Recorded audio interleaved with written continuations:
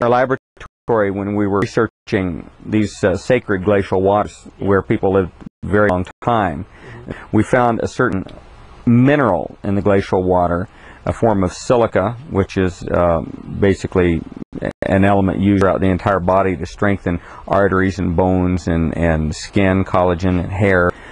Silica is a very important mineral in the body, but just like carbon or some other minerals, silica has different forms. Like carbon can be a diamond, it can be amorphous, like a fine powder with no sharp edges, or it can be what is known now as buckyball, which is a little tiny round sphere made out of carbon atoms. And they've discovered that buckyballs, for example, can hold ions in them and transport ions. And there are only a few places on Earth that have this kind of glacial water.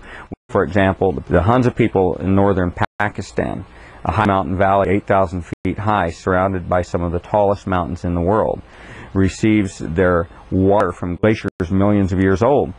And that glacier water is full of hydrogen ions. We've tested Hunza water, we've tested the water Lourdes in France, and it has hydrogen ions in it.